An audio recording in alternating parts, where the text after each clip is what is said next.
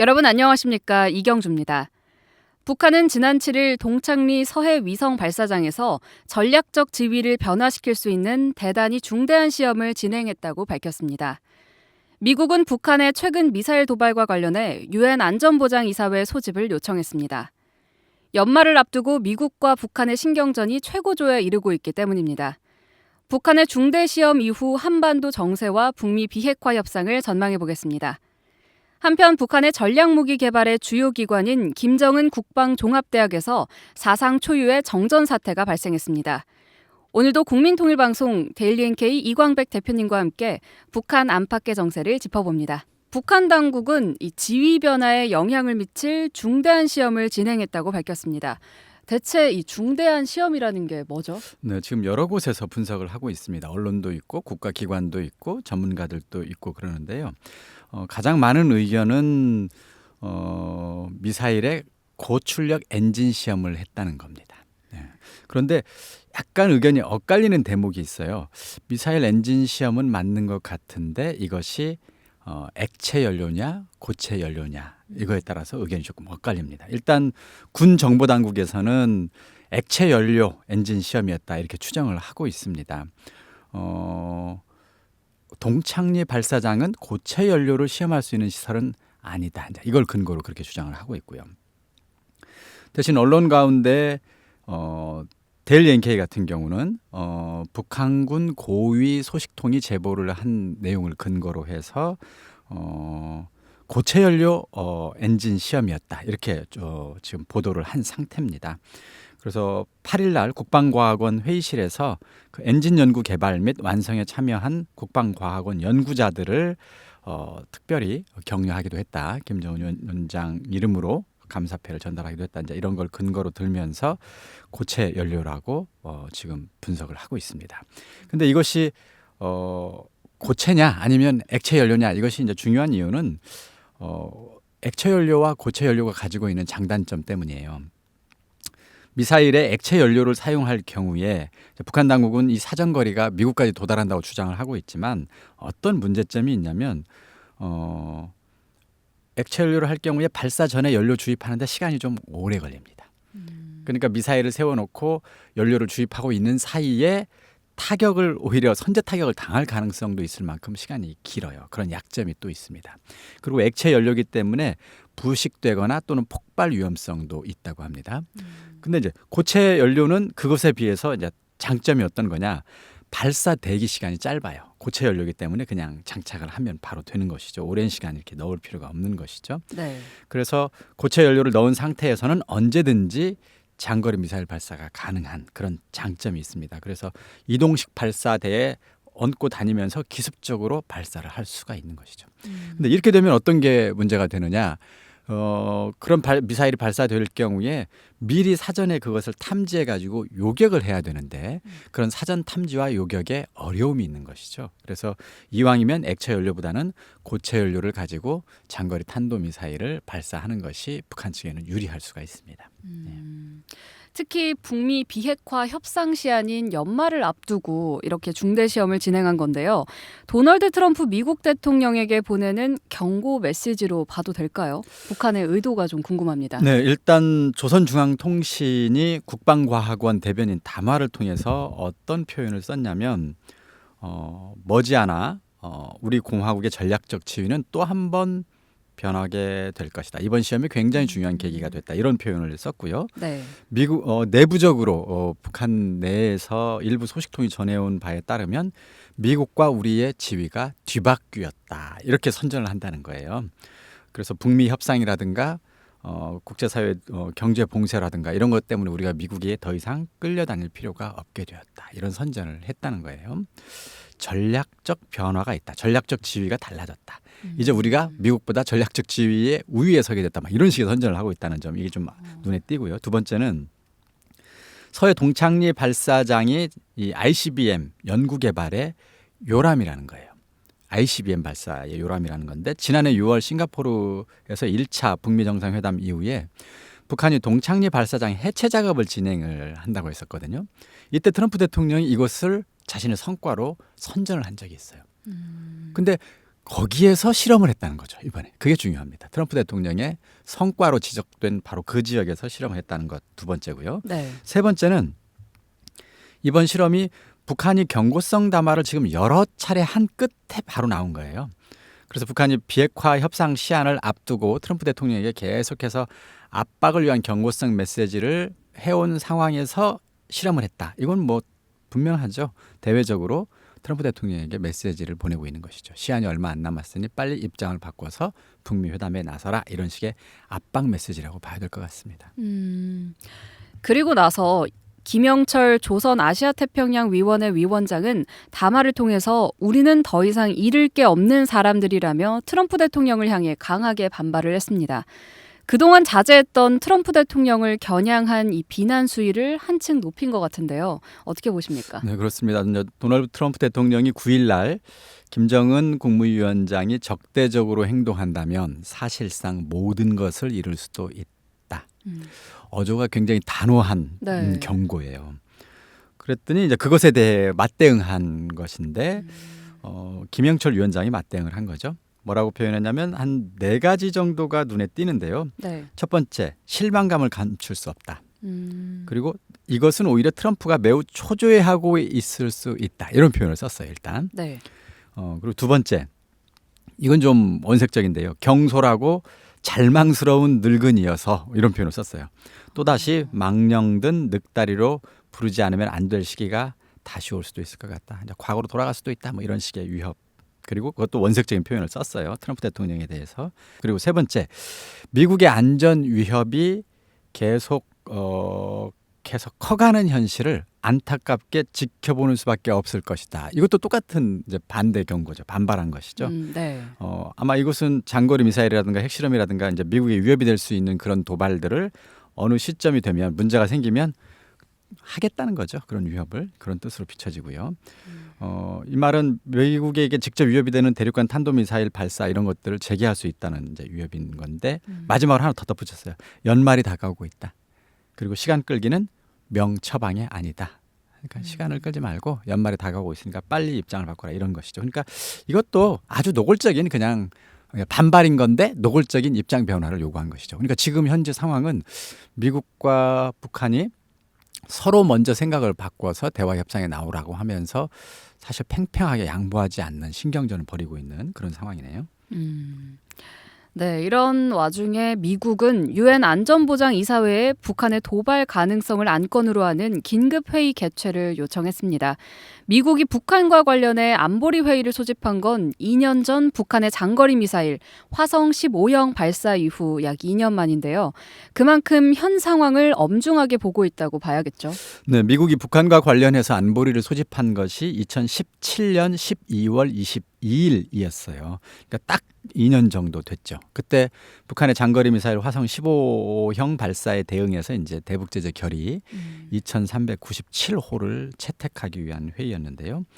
이번에 미 국무부에서 안보리 긴급회의를 소집한 이유를 밝혔죠. 네. 그 최근에 미사일 발사한 것, 그다음에 북한의 도발 확대 가능성, 그리고 또 하나 한반도의 최근 사건들. 여기에는 이제 아까 얘기했던 것처럼 7일 날 있었던 동창리의 엔진 연소 실험이 포함될 것으로 보입니다. 그리고 또 하나 이후에도 북한의 연말 도발 가능성도 여전히 있는 상황인 것이죠.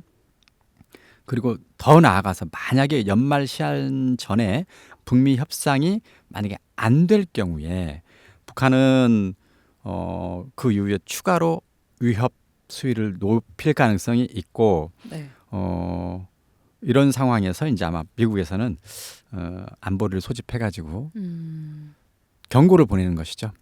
이러이러한 상황을 넘지 말라라고 하는 경고. 이것을 보낼 필요가 있는데 일단 트럼프 대통령이 직접 한번 했잖아요. 네. 그 도발적으로 행동하면 모든 것을 다 잃을 수도 있다 이렇게 경고를 했는데 그 직후에 안보리 소집을 함으로써 좀 더 강력한 단순히 미국 대통령 수준을 뛰어넘어서 국제사회의 어떤 경고를 표시하는 우려를 표시하는 이런 것들을 추가로 아마 지금 추진하고 있다고 봐야 되겠습니다.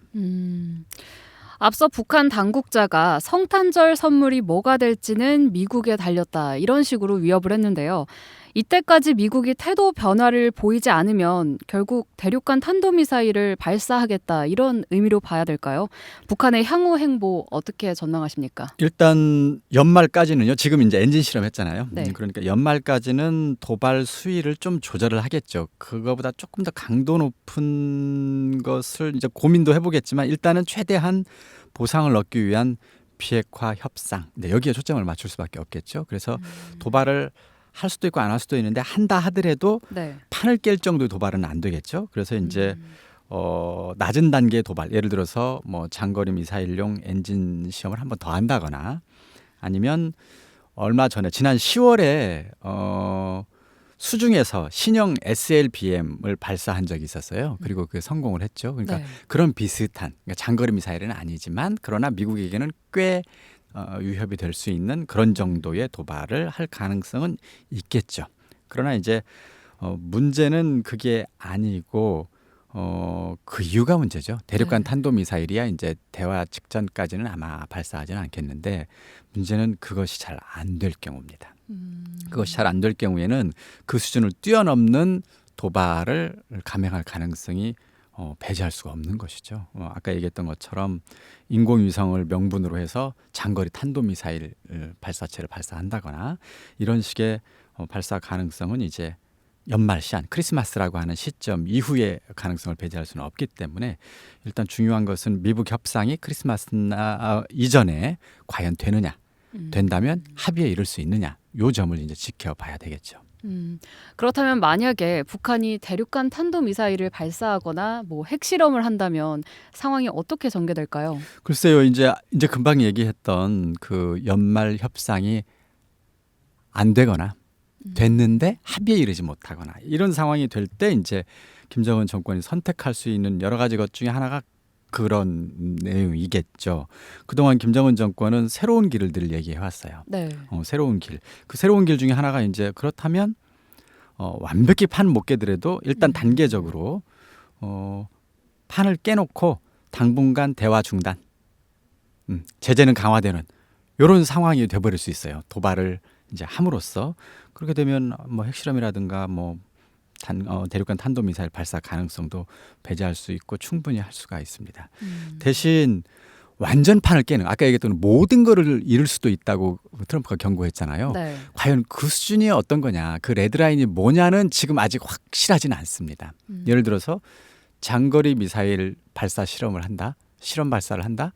이것이 과연 레드라인이냐, 김정은을 모든 것을 다 잃게 만드는 그런 대응을 트럼프 정권이 할 것이냐, 그건 불분명합니다. 그건 불분명하지만 그러나 그리고 그것이 어느 수준인지도 아주 불분명하지만 만약에 북한 당국이 결국 대화 중단되고 제재가 강화되는 이런 국면을 결국 자초하면서 새로운 길을 가버리는 그리고 장거리 실험은 그냥 해버리는 이런 식으로 상황이 중단기적으로 악화가 된다면 북한으로서는 뭐 결국 핵 보유국 전략을 공식화해버리겠죠. 우리는 이제 핵 보유국이 된다.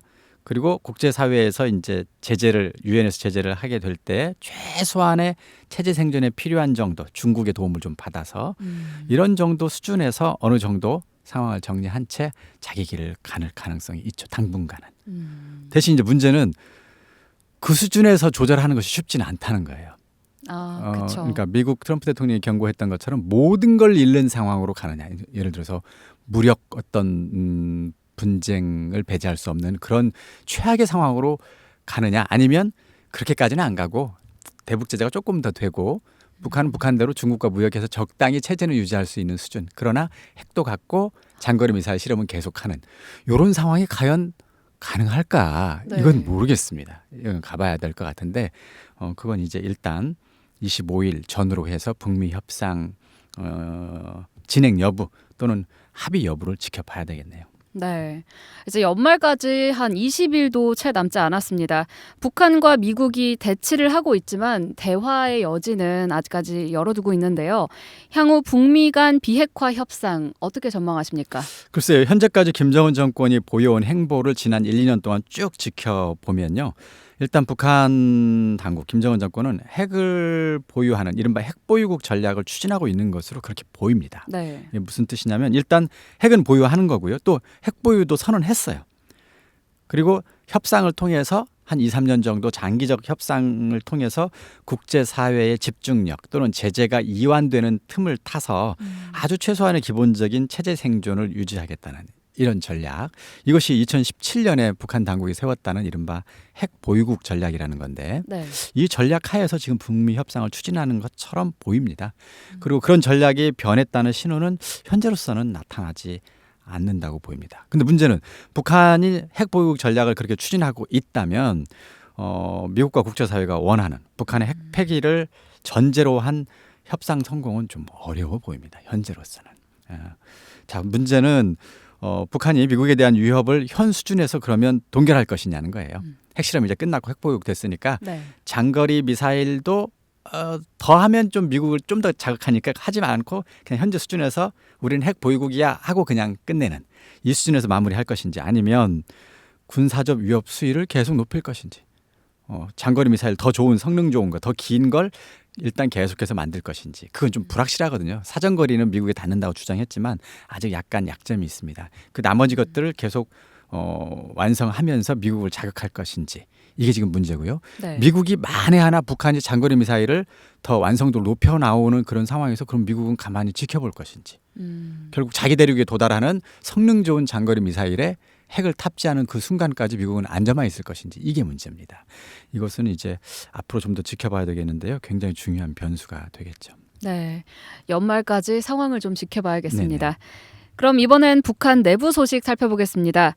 전략무기 개발의 주요 기관인 김정은 국방종합대학에 사상 초유의 정전 사태가 발생했다고 하죠. 이게 어떻게 된 건가요? 네, 김정은 국방종합대학은 전략무기 개발을 하는 기관이기도 합니다. 네. 근데 6일 데일리 NK에 북한에서 들어온 제보를 보면 김정은 국방종합대학 전기 공급이 크게 줄었다 이런 내용이에요. 과거에는 한 24시간 매일 전기를 공급했다고 해요. 왜냐하면 무기 개발이라든가 연구를 위한 실험을 해야 되는 곳이기 때문에 24시간 100% 전력 보장이었어요. 근데 네.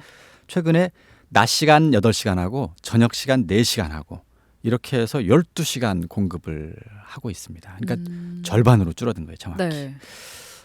그리고 전기 공급량 감소로 인해서 강의 시간도 이제 바꿔야 되고요. 야간에는 실험실 이용도 전면 금지가 됐습니다. 그래서 12월 25일부터 원래 시작을 했는데 겨울방학 같은 경우 이것도 지금 빨리 당기자. 방학 빨리 당기자. 전기 없으니까. 전기 없으니까. 이런 상황이 된 거예요. 그래서 이것은 지금 현재 처음 있는 일이라고 합니다.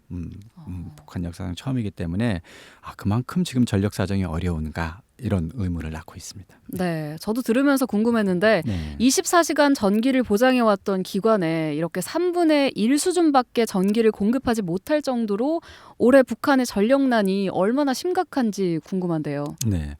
김정은 국방종합대학 전기 공급량 감축 이것은 아마 국가적으로 중요한 기관에서도 전기 공급량을 지금 줄인 것이고 이게 지금 처음이라고 그랬잖아요. 네. 원인은 아까 얘기했던 것처럼 전력 생산이 여의치 않다는 건데요. 지금 겨울철 수력 발전소 가동이 중단되는 것도 나타날 만큼 지금 전력 생산 사정이 좋지 않다고 합니다. 네. 그래서 어떤 일까지 벌어지고 있냐면 지난 11월 28일 날 데일리 NK에 이제 북한 내부 소식통이 전해온 내용에 따르면 전력을 초과 사용한 기업 책임자라든가 개인을 처벌하는 일이 있었습니다. 그래서 일부 관리들이 실제로 해임되거나 아니면 그 보직 그러니까 철직 그러니까 아예 그냥 직장을 잃거나 또는 노동 단련대로 보낸 사례도 있습니다. 그만큼 지금 심각한 전기를 많이 쓰면 처벌받아야 되는 그런 상황으로 보이고요. 네. 노동신문에서도 지난 9월 29일 날 10% 절약하는 것이 10%를 생산하는 것보다 경제적 효과가 더 크다 이런 내용의 보도도 했어요. 그러니까 지금 생산이 중요한 게 아니에요. 공장을 가동하는 들어가는 전기 자체가 너무 아까운 문제가 북한 내에서 벌어지고 있는 듯합니다. 근데 재밌는 건요. 2018년 작년이었는데 작년 상반기에 북한에도 똑같이 전력 사정이 안 좋았거든요. 근데 네. 작년 6월 하순부터 여름부터 갑자기 평양의 전기 사정이 좋아져요. 24시간 전력 공급이 가능해졌습니다. 그게 뭐냐면 네.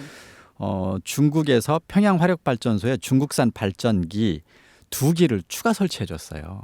시진핑 주석이 도와줘가지고 그래서 한 기당 10만 킬로와트짜리인데 20만 킬로와트를 생산할 수 있는 그 발전기가 도입되면서 24시간 공급을 작년에 했어요. 작년 네. 여름에. 근데 보통 평양 주민용의 하루 전력 소모량이 50만 킬로와트인데 그 중국 기계 2개가 20만 킬로와트를 제공할 수 있게 되면서 이제 전기가 해결됐다 이렇게 막 자랑을 했었거든요.